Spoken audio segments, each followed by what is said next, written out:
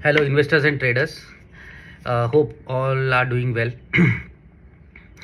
So, the topic of the discussion in this video is about what will happen to the markets going towards the budget, what will happen to the market, what will happen after the budget is announced, and etc.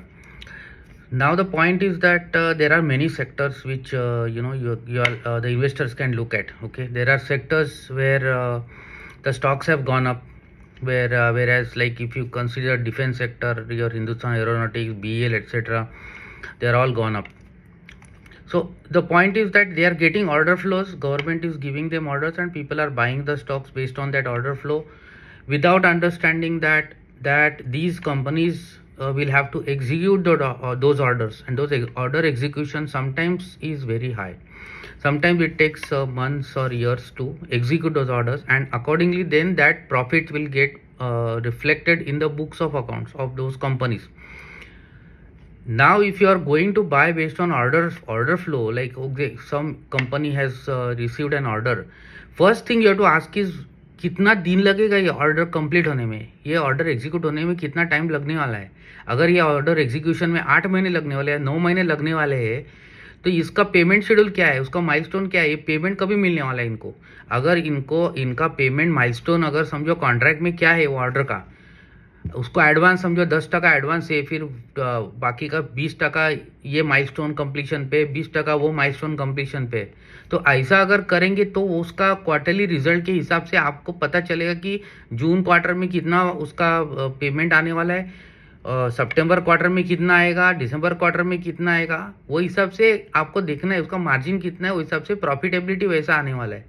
June quarter में अभी समझो for example उसको order तो मिल गया 1000 करोड़ का, लेकिन अगर उसको एडवांस समझो 5% मिलने वाला है जून क्वार्टर तक, तो उसका प्रॉफिट में खाली 5 ही दिखेगा. ऑर्डर बुक बहुत बड़ा दिखेगा, ऑर्डर बुक बड़ा दिखेगा, लेकिन प्रॉफिट तो उसको खाली 5% ही मिलने वाला है, क्योंकि उसने ऑर्डर एग्जीक्यूट किया ही नहीं, खाली कॉन्ट्रैक्ट एग्जीक्यूशन पे 5% मिलने वाला है. तो उतना जून में आएगा, सितंबर में फॉर एग्जांपल उसको और आएगा जो भी. तो माइलस्टोन तो आपको पता नहीं, आपको तो कॉन्ट्रैक्ट ऑर्डर को जो है वो कॉन्ट्रैक्ट तो देखा नहीं. आप ये ऑर्डर के ऊपर आप बाय करेंगे तो ये गलत बात है. मतलब ये सब चीज़ ऐसा चीज़ जो है जिसमें आपको पूरा इन्फॉर्मेशन होना चाहिए. सिर्फ आप ऑर्डर बुक पे बाय करो स्टॉक और उसको 10% 20% सर्किट पे लेके जाओ.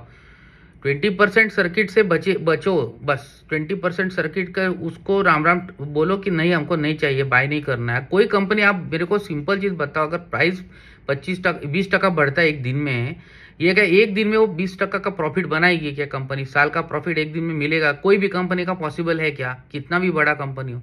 तो वैसा पॉइंट है. ये ऑपरेटर्स है, बायर्स है, इन्वेस्टर्स है, ये सब चीज़ क्या करते हैं. अब ये फॉरेन इन्वेस्टर्स है, उनके एनालिस्ट लोग जाके कंपनी में मिल के आते हैं. कंपनी में उसको प्लान बताया रहता है, रोड मैप बताते हैं कंपनी कि ये हमारा रोड मैप है, ये हम ऐसे ऐसे करने वाले. वो ऑफिस में आते हैं, उसका प्रेडिक्शन करते हैं कि ये रोड मैप के लिए उनको कितना फ़ायदा होगा. ये सब चीज़ करके वो एनालिस्ट रिपोर्ट निकाल के बोलते हैं कि यार ये पर्टिकुलर एफआई आके बोलता है कि दिस कंपनी लुक्स गुड. दूसरा दिन वो कंपनी में 20% का सर्किट लग गया. कंपनी में प्रॉफिट बनाया क्या 20% का एक दिन में? बनाते कोई भी प्रॉफिट बनाएगी क्या कंपनी? 20% प्रॉफिट एक दिन में नहीं बनाती. तो मार्केट में 20% ऊपर गया, क्या मतलब है? लॉजिक है क्या? कुछ फंडामेंटल से कोई लिंक है क्या? 20% ऊपर गया एक दिन में और प्रॉफिट तो 20% बढ़ने वाला है नहीं. ये सब चीज़ से दूर रहो. ये क्या होता है ना, इसमें लालच रहता है. ये लालच से दूर रहने का, किसी भी अपना लेवल हेडेड रहो, कूल हेडेड रहो, शांति से अपना काम करते रहो. अगर अपना 20% ऊपर गया जाने दो, किसी को दूसरे को फायदा हो रहा है करने दो. तो अभी मेरे हिसाब से बजट तक आपको कौन से सेक्टर के हिसाब से आपको वो हिसाब से देखने चाहिए. ओके, फॉर एग्जांपल जैसे है आपका आईटी सेक्टर है. अगर आज देखेंगे तो आईटी सेक्टर में काफ़ी हलचल हुई, मतलब काफ़ी सारा स्टार्टिंग सुबह में बहुत ऊपर गए थे, फिर बाद में नीचे आए. आईटी सेक्टर में जो है वो एक तो large cap IT, mid cap IT है, ठीक है ना. तो आईटी सेक्टर कब चलेगा? जब यूएस में फेड रेट कम होगा, यूएस के कंपनीज जो है उनके टेक्नोलॉजी बजट्स इंप्रूव होंगे, उनके capex budget, opex budget, operating budget है वो बढ़ेंगे, तो उसका फ़ायदा लोकल हमारी इंडियन कंपनीज को मिलेगा. प्रोजेक्ट्स आएंगे नए नए. खाली एआई करके तो कुछ होने वाला नहीं है, क्योंकि एआई से एक्चुअली वैसे बोल रहे हैं कि एआई से तो लोग कम होने वाले हैं, ऐसे बोल रहे हैं. तो आपको वो हिसाब से आईटी सेक्टर को वैसे देखना चाहिए कि जैसे फेड रेट कट होगा उसके बाद आईटी सेक्टर में अगर इनकेस उनके बजट बढ़ते हैं, टेक्नोलॉजी बढ़े, तो आईटी सेक्टर को फायदा होगा और अपने यहाँ के आईटी कंपनीज बढ़ेंगे। अभी कैसा है, अभी वो कम है, इसके लिए लोग ले रहे हैं, तो इट्स अ सेपरेट इशू। आपको कब लेना है, आपको उसका प्रॉफिट दिखेगा तभी लेना है। आपको अगर उसको दिखेगा कि ये ग्रोथ हो रही है, इसको प्रोजेक्ट्स मिले हैं, ग्रोथ आ रही है, तो लेना है, नहीं तो तब तक लेना। आईटी बहुत डेंजरस एरिया है, अभी फिलहाल कुछ नहीं लेना है। वो आईटी जैसे फेड रेट कट कि उसके बाद लेना है। सेकंड, डिफेंस से तो दूर रहो, इतना बड़ा है। रेलवे से दूर रहो, बहुत बड़ा है। मतलब ये मैं जनरल बोल रहा हूँ। अगर कोई स्पेसिफिक स्टॉक वाइज अगर जुपिटर वैगन है 40% बढ़ता है 2 दिन में, जिसको लेना है ले सकता है। मतलब उसमें रिस्क मैनेज करना पड़ेगा आपको। जैसे टीटागर वैगन है, जो भी है, आपको रिस्क मैनेज करना, आपको देखना पड़ेगा कि कितने साल का डिस्काउंटिंग कर दिया इन्होंने। 2027 का डिस्काउंटिंग अगर समझो कर दिया, आज ही कर दिया, तो कितना आगे उसको जाने की कितनी गुंजाइश है, वो आप सोच लो। आपको कैसे करना है कि आपको जो सेक्टर देखना है वो जिसमें वैल्यूएशन कंफर्ट है, रिस्क रिवॉर्ड फेवरेबल है। अगर आपको बोलते हैं कि कोई भी सेक्टर है, फॉर एग्जांपल एफएमसीजी सेक्टर है जिसमें वैल्यूएशन कंफर्ट है, डेफिनेटली है। जैसे आपका हिंदुस्तान लीवर है, डाबर है, ये सब I am just giving you the names, ऐसे वो रिकमेंडेशन है नहीं। तो हिंदुस्तान लीवर है, डाबर है, इमामी है, मारिको है, आपका कोलगेट है, वो सब कोलगेट बिलगेट सारे स्टॉक थोड़े बहुत हाई पी वाले स्टॉक्स है। को Hindustan Lever high P stock है, ठीक है ना। But these are necessities. जैसे आप हिंदुस्तान लीवर आप देखोगे, कोलगेट देखोगे, दीज आर नेसेसरी प्रोडक्ट्स है उनके, कि जो आपके नेसेसरी डेली कंजम्पशन में आने वाला है। अगर कितना रिसेशन भी आए तो भी आदमी ब्रश करना है आपको, हिंदुस्तान लीवर के प्रोडक्ट्स लेने वाला है, स्टेपल्स है। तो ये सब चीज़ नेसेसिटी है उनके। तो ये डिस्क्रिशनरी और नॉन डिस्क्रिशनरी में आपको फ़र्क समझना है। डिस्क्रिशनरी है एक, तो नॉन डिस्क्रिशनरी मतलब आपके पास कोई ऑप्शन ही नहीं है, लेना ही आपको। डिस्क्रिशनरी मतलब का लेना है कि नहीं आप डिसाइड कर सकते हैं, अगर पैसा है तो ले सकते हो, वैसा है। तो एफएमसीजी सेक्टर में मेरे हिसाब से काफ़ी सारा वैल्यूएशन कंफर्ट है, रिस्क रिवॉर्ड रेशियो फेवरेबल है। एफएमसीजी सेक्टर में जैसे फार्मर ओरिएंटेड बजट है, कंजम्पशन ओरिएंटेड बजट होने वाला है। लोगों के हाथ में पैसा कैसे ज़्यादा देने का, ये गवर्नमेंट का मेन फोकस रहने वाला है। बिकॉज कंजम्पशन लेड ग्रोथ के लिए गवर्नमेंट को फोकस करना है कंजम्पशन सेक्टर पे। उसके लिए उनको टैक्सेस कम करने पड़ेंगे। टैक्सेस कम होगा, फार्म सेक्टर पे जीएसटी कम होगा, फर्टिलाइज़र पे जीएसटी कम करना पड़ेगा, ट्रैक्टर्स पे कम करना पड़ेगा। आपका मानसून का जैसे प्रोग्रेस आता है उसके ऊपर से उनको, मतलब जीएसटी में तो आपको बड़ा ऐलान होने वाला है, जो फार्मर्स और मिडिल क्लास के लिए काफ़ी सारा सॉफ्ट आ सकता है, ये मेरा अनुमान है। तो budget will be more oriented towards consumption. तो कंजम्पशन में जो भी सारे कंजम्पशन सेक्टर है वो आप फोकस रखो। वरुण बेवरेज है, आपका डाबर है, इमामी, जैसे मैंने बोले हैं, ये आप रिसर्च करके इसमें से अच्छे कौन से है वो ले लो, जो सबसे बेस्ट वो है सेक्टर है। बिकॉज इसमें वैल्यूएशन कंफर्ट है। हिंदुस्तान लीवर का आप चार्ट देखो, कितना नीचे गया है, कितना ऊपर गया है। लेकिन हिंदुस्तान लीवर जैसा स्टॉक जो है, जिसमें ग्रोथ बहुत कम है, बहुत कम ग्रोथ है, तो ये स्टॉक धीरे धीरे ही आगे जाने वाला है। ऐसा सर्किट तो मारेगा ही नहीं, डेफिनेटली स्लो जाएगा। जिसको अगर लेना है ले सकता है। जिसको अगर बोल रहा है एग्रेसिव पोर्टफोलियो वाला बंदा है, वो हिंदुस्तान लीवर नहीं लेगा। कंजर्वेटिव पोर्टफोलियो वाला बोलेगा चलो मेरे को डिविडेंड मिल रहा है, हिंदुस्तान लीवर सेफ है, मैं लूँगा। तो आपका रिस्क प्रोफाइल क्या है, उसके ऊपर से आपको सिलेक्ट करना है स्टॉक। आपका एग्रेसिव प्रोफाइल है, कंजर्वेटिव प्रोफाइल, ये सब उसके बेस पे स्टॉक सिलेक्ट करो। अगर आपका वो हिसाब से एफएमसीजी सेक्टर है, आईटी एफएमसीजी। दूसरा हो गया आपका डिफेंस भी हो गया, रेलवेज हो गया। ओके, मेरे हिसाब से तो ये सब स्टॉक में काफ़ी सारी तेजी हो गई है, काफ़ी सारा पैसा बन गया है लोगों का। और इसमें अगर जिसको लेना है तो ले सकता है, मतलब इंडिविजुअल ऑप्शन है। ओके, तो ये 3 तो सेक्टर हो गए। ओके, उसके बाद बैंकिंग सेक्टर है। बैंकिंग सेक्टर में क्या है, बैंकिंग सेक्टर का ये जो उसका जो कॉस्ट ऑफ फंड है और उसका ये लेंडिंग रेट है, वो तो फिक्स रहने वाला है। उसका स्प्रेड तो फिक्स रहने वाला है। वो उसका फिर वो हिसाब से एनपीए कैसे मैनेज करते हैं वो सब हर एक बैंक का रहेगा। तो बैंक में अगर आपको लेना है तो आपको रिटर्न ऑन एसेट देखना है, कोई अच्छा है क्या है क्या नहीं है। बहुत सारे बैंक है, एचडीएफसी बैंक है, आईसीआईसीआई है, बहुत सारे बैंक्स हैं, ठीक है ना। तो ये बैंकिंग सेक्टर हो गया। नॉन बैंकिंग फाइनेंस कंपनीज में भी अच्छे हैं, आदित्य बिरला कैपिटल है, आपका श्रीराम फाइनेंस है, फिर आपका चोला है। ये सब चीज़ काफ़ी अच्छी अच्छी कंपनियां हैं, वेरी वेल मैनेज्ड कंपनीज। तो वो सब ठीक है।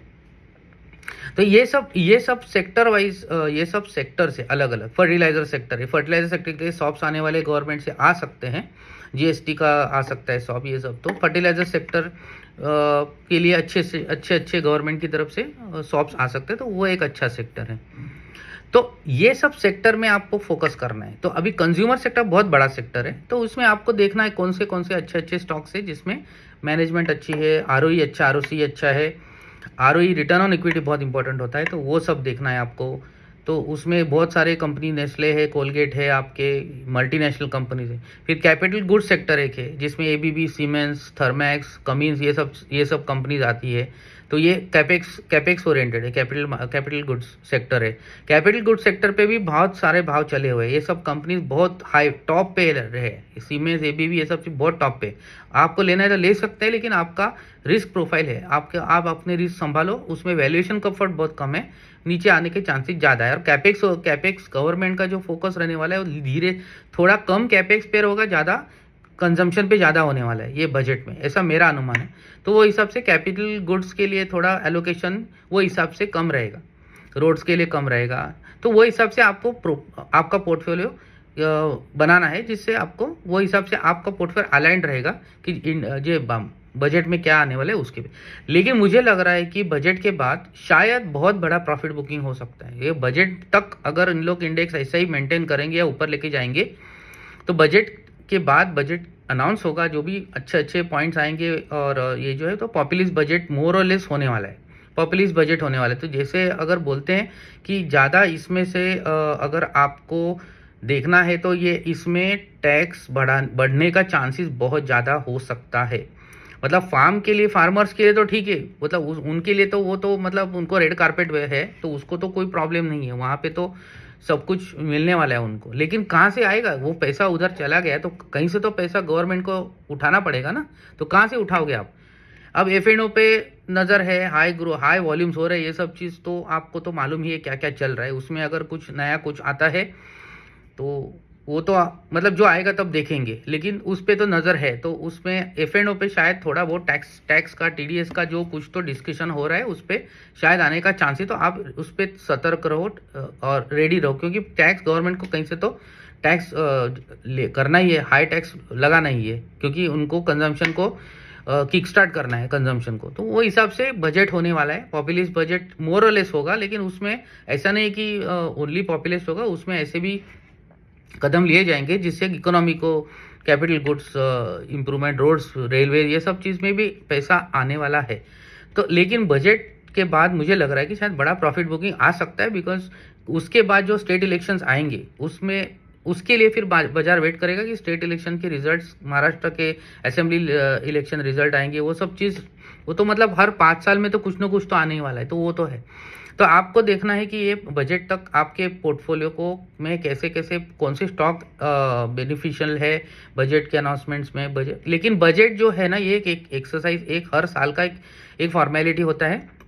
बजट से कोई आपका पोर्टफोलियो को कोई चेंज करने का ज़रूरत नहीं है। लेकिन एक ही चीज़ है कि आपको पोर्टफोलियो में कौन से जिसमें अगर गवर्नमेंट ने कुछ GST कम किया तो थोड़ा बहुत उसका सेल्स बढ़ सकता है, वो हिसाब से है, depending upon the demand supply. तो बजट में एक डायरेक्शन मिल जाएगा कि उन गवर्नमेंट का थिंकिंग क्या है, वो सब चीज़ बजट में आएगा। But it is not going to be a major changer for the overall growth of the economy, EPS of the companies. तो वो सब मोर और लेस सेम रहने वाला है। लेकिन उसके बेस पे उसके बाद तो आपको पता ही है कि उसके बाद फेस्टिव सीजन है, गणपति, दिवाली, वो सब, नवरात्रि, वो सब आने वाला है। तो उसमें तो कंजम्पशन तो बढ़ेगा ही बढ़ेगा। तो ये सब चीज़ ध्यान रख के आपको आपका पोर्टफोलियो बनाना है।